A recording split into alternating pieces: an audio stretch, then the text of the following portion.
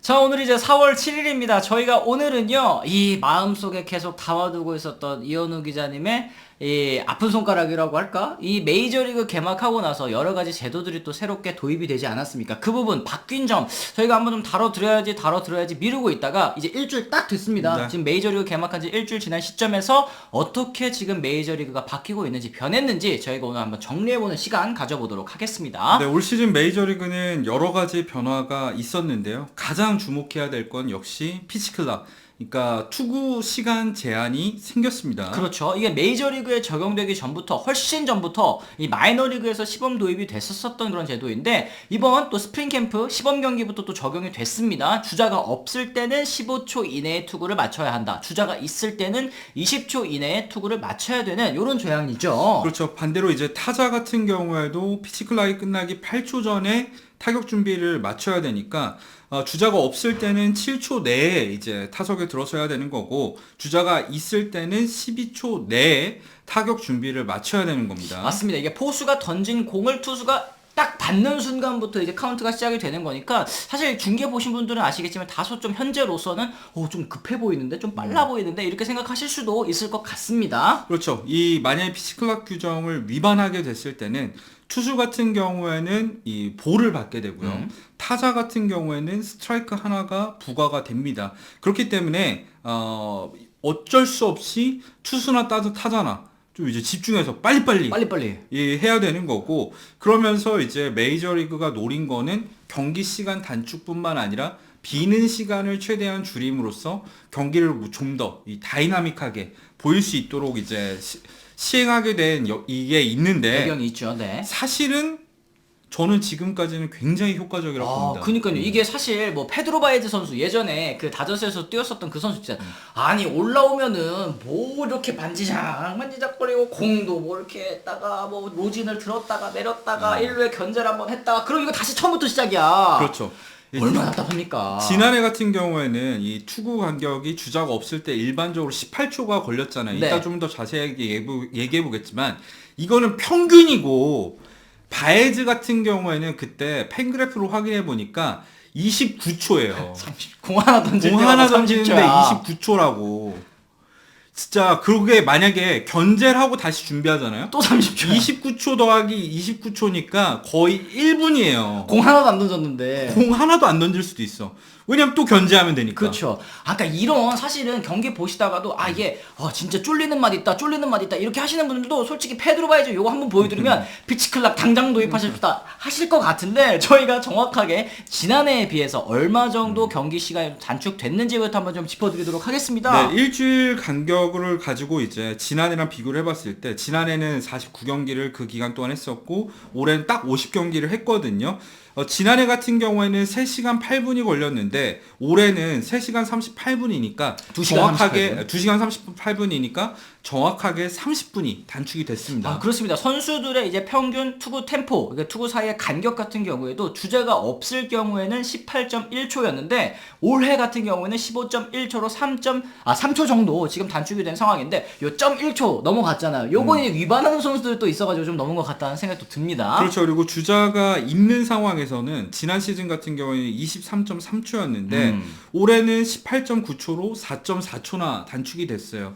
이게 한 타석에서 한 공 하나를 던질 때는 뭐 3초, 4초 많아 보이지 않지만 한 타석에서 투구수도 생각을 해야죠. 그렇죠. 그리고 경기 전체의 투구수, 그리고 그게 양 팀한테 투구수가 있잖아요. 그런 것들을 생각을 해봤을 때는 정말 획기적으로 이 비는 시간이 없어진 거를 아마 메이저리그 경기를 본 분들이라면 동의하실 수 있을 거예요. 그렇습니다. 지금 현재까지 피치타임 피치클락을 위반한 사례 중 이 사례가 총 40번이나 나왔는데요. 이게 경기당으로 따지면 0.8회. 아직까지는 경기당 그래도 거의 한 번 골은 나오고 있는 거니까 좀 많이 나오고 있다는 생각도 좀 듭니다. 그렇죠. 그리고 가장 화제가 됐던 건 역시 마차도가 첫 번째 타석에서 이제 위반으로 삼진을 당한 이후에 심판한테 항의를 하다가 퇴장을 당했던 거예요. 나 타임 했다고 그러는데 8초 지나가지고 요게 이제 삼진 처리가 됐었던 케이스죠. 그렇죠. 그리고 오타니 같은 경우에는 6일, 그러니까 어제 투타 양쪽에서 피치 클락을 한 경기에 동시에 위반하는 사례도 있었는데 오타니는 다행히 타자로서는 볼넷, 예, 투수로서는 삼진을 잡아내면서 오타니는 잘하던데. 잘하더라고요. 네, 맞습니다. 예, 아무래도 WBC에 참가했었던 선수들은 이 피치 클락, 이 적응할 수 있는 시간이 좀 부족했기 때문에 개막하고도 계속 좀 걸리는 케이스들이 좀 있는 것 같은데 오히려 마이너리그 때부터 피치 클락을 썼었던 유망주 선수들, 젊은 선수들 같은 경우에는 뭐 거의 거부감도 없고 좀 잘 적응을 하는 모습이더라고요. 그래도 대부분의 선수들이 적응을 잘 하고 있는데 문제는 역시 이 카린치액이라던가 아니면 스트로먼이라던가 크리스 패시, 그러니까 피치 클락의 적응에 어려움을 호소하는 선수들 같은 경우에는 그게 실제로 성적 저하로 나타나고 있기는 해요. 그렇죠. 대표적으로 이제 클리블랜드의 불펜 투수인 카린책 같은 경우에는 자기는 투구 사이에 이 집중하고 이렇게 호흡 이게 루틴이 되게 많았어요. 루틴을 이렇게 지키는 게 자신의 제구라든지 아니면 구위에도 영향을 주는데 이 피치 클락 때문에 이걸 다 단순하고 빨리빨리 하는 바람에 제구도 안 되고 또 그러다 보니까 성적도 좋지 못하고 이게 아무래도 영향이 좀 많이 있는 선수들도 종종 있는 것 같다. 그리고 지난 5일 미네소타를 상대로 이제 1대0 완봉승을 거뒀을 때 이거 알칸타라가 진짜 거뒀었잖아요. 알칸타라, 네. 이때 알칸타라가 100구나 던졌는데 이날 경기 시간이 1시간 57분. 야. 2시간도 되지 않았어요. 야.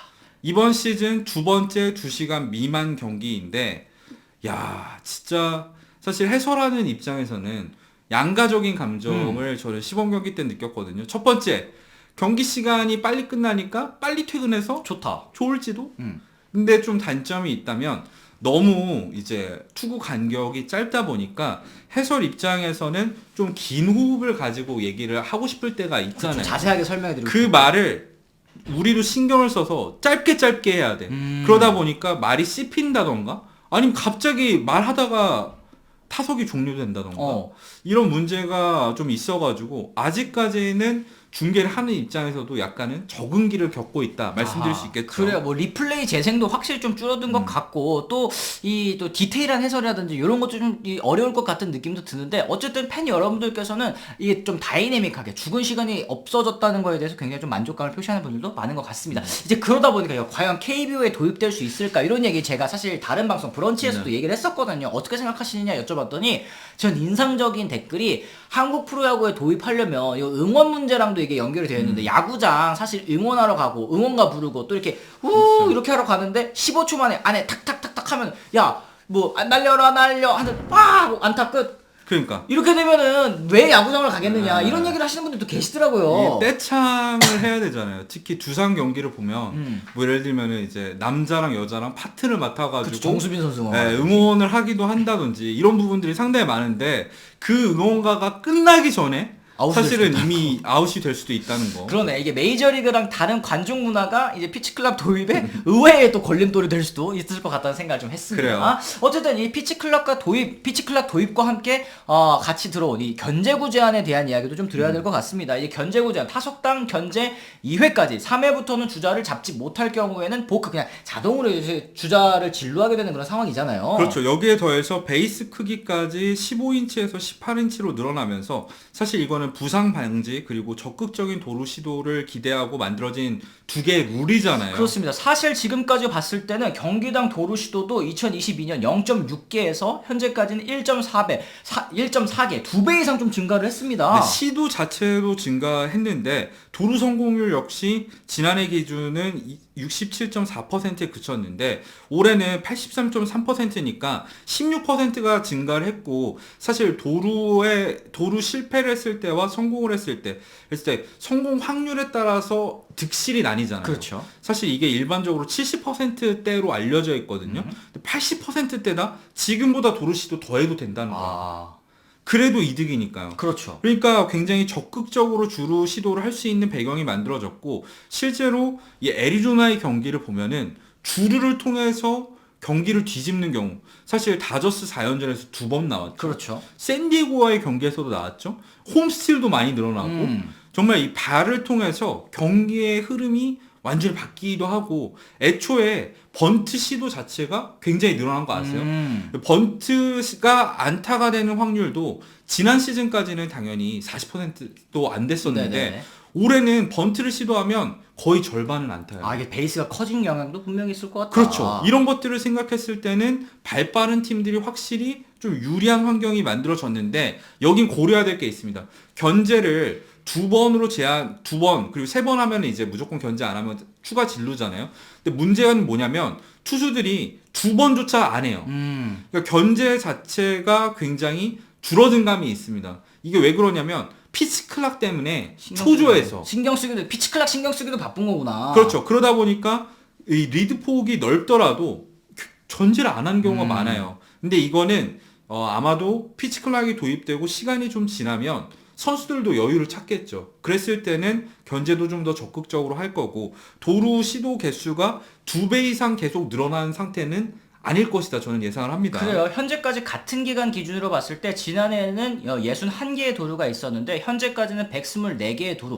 진짜 도루 개수도 2배 이상 늘어났다라는 걸 일단 좀 말씀드릴 수 있을 것 같고 포수 입장에서도 뭐 최근에는 포수에게 요구되는 이 덕목 뭐 블로킹이라든지 뭐 프레이밍이라든지 이런 것도 있지만 포수의 어깨, 도루 저지 이런 것들도 사실은 굉장히 좀 중요해질 거라는 생각이 듭니다. 그렇죠. 특히 샌디에고 같은 경우에는 이제 주전 포수인 오스틴 룰라의 어깨가 좋지 않기 때문에 애리조나와의 2연전에서 그 주루 플레이 때문에 엄청 고생을 많이 그쵸. 했거든요. 한 이닝에 도루 개수가 4개, 5개 이렇게 나온 이닝도 있었으니까 이제 각 팀들도 어깨 강한 포수 더 높게 평가할 수 있게 되는 계기가 되겠죠. 맞습니다. 이게 득점 루트 다양화를 위해서 이제 도루를 장려하는 셈일 텐데 인플레이를 늘리기 위해서 시프트 제한이 들어간 것도 다들 아실 것 같습니다. 2루 베이스 기준으로 양쪽으로 내야 수비수가 또 2명씩은 있어야 된다라는 이제 조항인데 사실 저희가 맨 처음에 요거는 큰 차이 없을 것 같은데 이렇게 예상을 해드렸는데 실제로 BABIP 인플레이된 타구가 안타가 될 확률이 지난해 2할 9푼에서 올 시즌에 2할 9푼 4리니까 뭐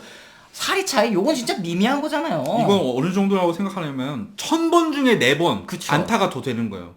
거의 뭐 차이 없다. 250번 중에 한 번 안타가 더 되는 거니까 이건 거의 의미가 없다고 보시면 될 것 같습니다. 근데 이제 전체적인 리그 타율이 2할 3푼에서 2할 4푼 5리로 증가를 했고요. 장타율 역시도 0.374에서 392로 증가했으니까 아니 이거 안타는 많이 나오는데요? 이렇게 말씀하실 수 있을 것 같아요. 근데 제 생각에는 이거는 역시 공인구 반발력이라던가 아니면 어떤 부분에 있어서 좀 약간 그 피치 클락이 투수들의 제구가에 좀 악영향을 끼쳐서 그러니까 실투가 많이 나오는 게 아닌가 라는 생각이 드는 게 실제로 이 홈런 개수 자체가 지난해 184개에서 215개로 30개가 증가를 했고요.